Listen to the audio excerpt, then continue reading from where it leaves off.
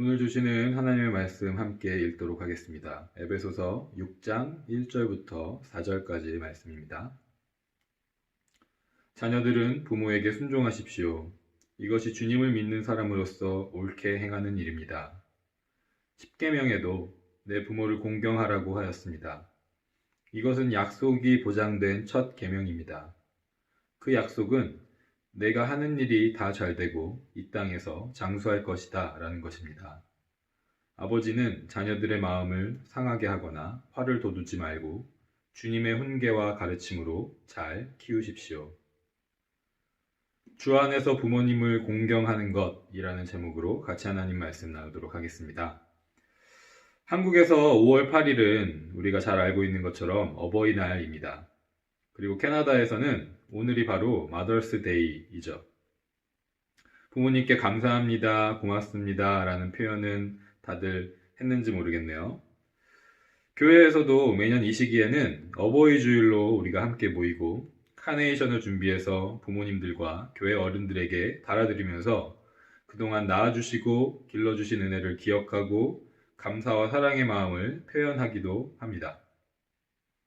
올해는 코로나 상황으로 인해서 교회 차원에서 이 일을 할 수 없게 된 것이 아쉽지만 각자의 가정에서 부모님들과 의미 있는 시간들을 가지고 있는 줄로 믿습니다. 부모를 공경하라. 이 말은 크리스천들에게만 적용되는 것이 아니라 시대와 문화와 때와 장소를 뛰어넘어서 모든 사람들이 공유하고 있는 일반적인 상식이고 예절입니다. 낳아주시고 길러주신 부모님의 은혜를 기억하고 그에 대한 감사와 사랑을 표현하는 것은 너무나도 당연하고 자연스러운 일일 것입니다. 그런데 우리의 현실은 어떠한가요? 이것이 말처럼 쉬운 일만은 아니라는 것을 우리가 직면하게 됩니다. 잘 지켜지지 않을 때가 많다는 것이죠.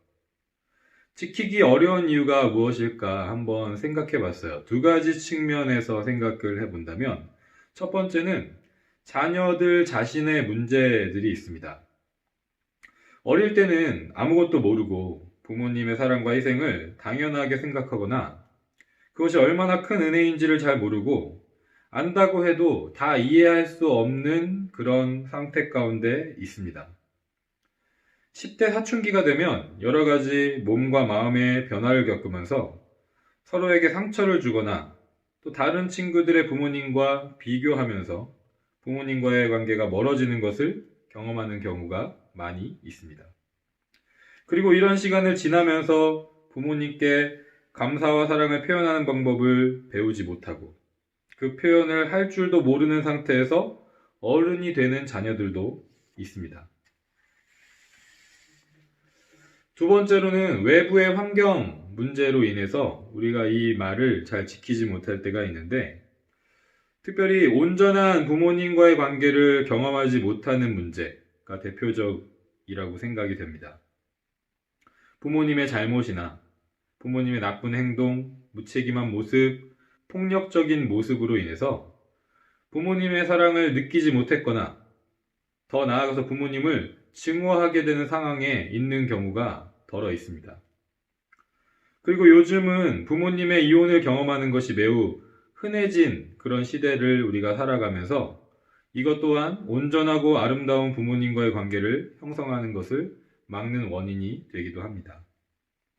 그리고 태어났을 때든지 아니면 자라나면서 여러 가지 이유로 부모님이 안 계시게 되면서 고아로 자라나는 경우도 있다는 것이죠. 이런 것처럼 한편으로는 부모님이 계심에도 공경하지 못하는 자녀의 모습이 있고 다른 한편으로는 자녀가 부모님을 보면서 공경할 만한 모습이 없다고 느낄 만큼 큰 상처를 받은 경우들이 있습니다. 그리고 또한 공경하고 싶어도 공경할 수 있는 부모님이 곁에 안 계시는 경우도 있죠. 그런데 하나님께서는 우리에게 우리의 부모님들을 공경하라고 말씀하십니다. 이런 현실과 조건 가운데서 우리가 하나님의 말씀대로 부모님을 공경한다는 것은 무슨 의미일까? 그리고 왜 우리는 부모님을 공경해야 할까? 어떻게 하는 것이 부모님을 공경하는 것일까? 라는 질문을 해보면서 오늘 말씀을 같이 묵상하고 나누기를 원합니다. 오늘 본문 말씀 1절을 보면 자녀들은 주님을 믿는 사람으로서 in the Lord, 주 안에서 부모님에게 순종하라고 말씀하십니다. 크리스천이든지 크리스천이 아니든지 모든 사람은 부모님을 공경하고 부모님께 순종하는 것이 상식이지만 특별히 예수 그리스도를 주로 고백하는 자들은 주 안에서 in the Lord 부모님께 순종하라라고 말씀하시는 것입니다. 이 순종이라는 말의 뜻에는 듣는다라는 의미가 담겨져 있어요. 그렇기 때문에 부모님께 순종한다는 것은 부모님이 하신 말을 잘 듣는다는 것입니다. 그냥 귀로 듣기만 하는 것이 아니라 듣고 그 말을 따라 행동하고 움직이는 것을 의미하는 것이죠. 말을 잘 듣고 그대로 행동하는 것, 이것이 바로 순종의 의미라는 것입니다. 그렇다면 크리스천 자녀들이 주 안에서 순종해야 할 부모님의 말은 무엇일까요? 부모님이 하는 어떤 말에 순종하라는 것일까요? 4절에 따르면 예수 그리스도를 주인으로 고백하는 부모는 주님의 가르침, 하나님의 말씀으로 자녀를 키우고 양육하는 존재라는 것을 알 수가 있습니다. 그렇기 때문에 부모님이 하시는 모든 말, 그것이 옳은 것이든지 옳지 않은 것이든지 상관없이 무조건 모든 말을 잘 듣고 순종하라는 것이 아니라는 거죠. 예수 그리스도의 가르침, 하나님의 말씀을 가르칠 때 그 말에 순종하라는 것입니다. 이것이 그리스도를 주로 고백하지 않는 사람들과 다르게 우리가 주 안에서 부모님께 순종하는 것이라는 거죠. 그렇다면 왜 우리는 부모님께 순종해야 할까? 그것이 옳은 것이기 때문이라고 하나님께서 말씀하십니다. 성경에서 옳다는 것의 기준은 역시 하나님의 말씀이에요. 의롭다, 하나님의 명령을 지킨다 라는 뜻을 가진 이 단어를 통해서 우리가 알 수 있는 것은 하나님의 말씀을 듣고 지키면 옳은 것이고 듣지 않고 지키지 않으면 옳지 않다라는 것을 깨닫게 합니다.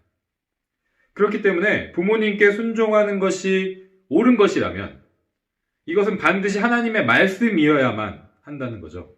부모님을 공경하라, 부모님께 순종하라는 하나님의 말씀이 있다면 우리는 그 이유 때문에 부모님께 순종해야 한다는 것입니다. 우리는 이 말씀이 하나님께서 우리에게 하신 말씀이라는 걸 잘 알고 있습니다. 10계명 중 5번째 계명이 바로 내 부모를 공경하라 라는 것을 우리가 다 외우고 배웠었던 말씀이기 때문이죠. 첫 번째부터 네 번째까지는 하나님과의 관계에 대한 계명이 10계명에 쓰여져 있습니다. 그리고 5번째부터 10번째까지는 사람과의 관계에 대한 계명이 쓰여져 있어요. 그래서 10계명을 2가지 명령으로 요약하면 첫 번째는 마음을 다하고 목숨을 다하고 정성을 다하여 하나님을 사랑하라는 것이고 두 번째는 너의 이웃을 너 자신을 사랑하는 것 같이 사랑하는 것이라고 예수님께서 말씀하신 거예요. 여기에서도 동일하게 첫 번째는 하나님과의 관계에 대한 것이고 두 번째는 사람과의 관계에 대한 것임을 알 수가 있습니다. 그런데 10계명을 통해서 우리는 이 2가지 명령을 이어주는 것이 바로 부모님과의 관계라는 것을 또한 알 수가 있다는 거죠. 하나님께서는 우리가 부모님과의 관계를 통해서 사랑의 하나님 아버지를 경험하게 하십니다. 부모님을 통해서 나를 창조하신 유일하신 창조주 하나님, 나를 죄와 사망에서 건져내신 구원의 하나님을 알기를 원하신다는 거예요. 하나님께서는 그 일을 어떻게 하시는가? 첫 번째로는 하나님께서 부모들에게 하나님에 대해서 자녀들에게 가르칠 책임을 주심으로 자녀들이 하나님이 누구신지를 알게 하신다는 것입니다. 자녀들에게 하나님이 누구신지, 하나님이 하신 일이 무엇인지를 가르치는 것이 부모가 할 일이라고 말씀하시는 거예요. 하나님은 우리를 만드신 창조자이시고 우리를 죄와 죽음에서 구원하신 분이라는 것을 가르치라고 명령하십니다. 집에 있을 때, 길을 걸어갈 때, 잠자리에 누울 때, 아침에 일어날 때 모든 시간과 장소에서 이것을 가르치라고 말씀하십니다. 이 가르침을 써서 손목에도 매주고 이마에도 붙여주고 집을 나가고 들어오는 문에도 붙여서 항상 하나님이 누구신지 기억할 수 있도록 하라고 말씀하십니다. 한마디로 말하면 부모는 자녀에게 하나님의 말씀, 성경 그 자체가 되어야 한다라고 말씀하고 계신 것이죠. 두 번째로 하나님께서는 부모들에게 자녀들을 사랑하는 마음을, 그 하나님의 마음을 주심으로써 자녀들이 하나님의 사랑을 경험하게 하신다는 거예요. 예수님께서 말씀하십니다. 아무리 악하고 나쁜 사람이라도 자녀에게는 좋은 것을 주려고 한다고. 그리고 이 마음은 하늘에 계신 하나님 아버지의 마음이라고 말씀하십니다. 저는 2014년 1월에 아빠가 됐어요. 저의 사랑하는 딸 유은이가 그때 태어났거든요. 유은이가 태어난 그날을 제가 잊지를 못합니다. 제 아내가 자연분만을 시도하고 있는 도중에 유은이가 뱃속에서 심장박동이 희미해져 가고 있다라는 의사 선생님의 얘기를 듣고 긴급하게 제왕절개, C섹션을 하게 됐어요. 그래서 C섹션으로 출산을 한 후에 저희 와이프는 아직 마취 상태였기 때문에 회복실에 계속 머물러 있어야 됐었고, 제가 가족 중에는 유은이를 눈으로 처음 본 사람이 되었습니다.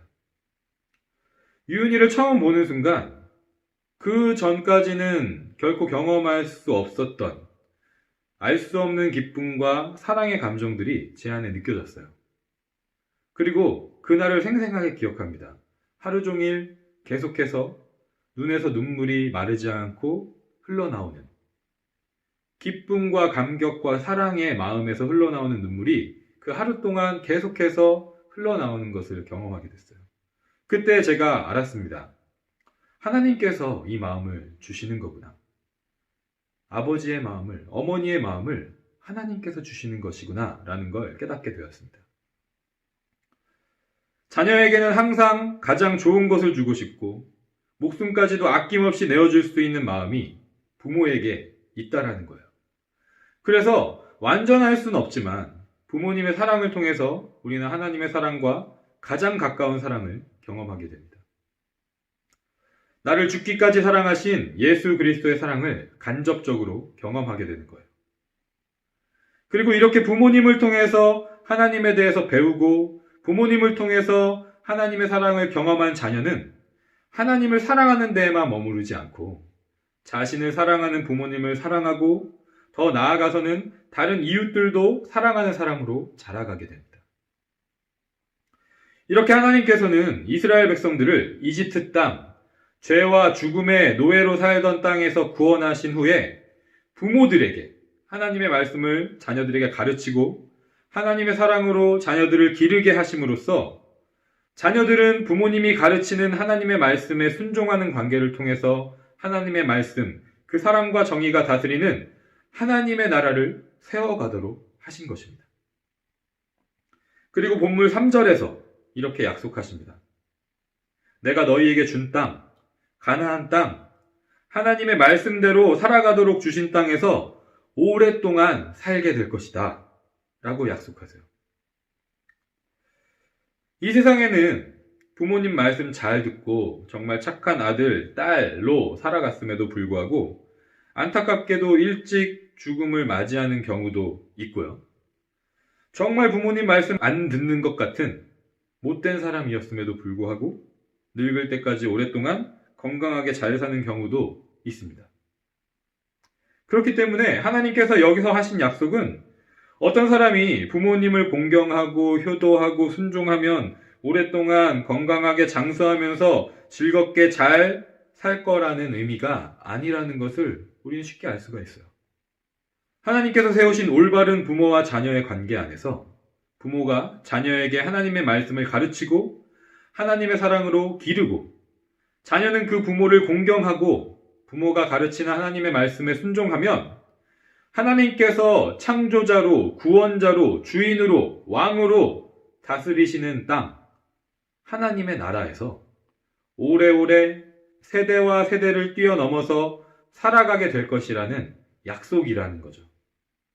그렇기 때문에 이 약속은 하나님 나라에서의 영원한 생명의 축복을 약속하고 있는 것입니다.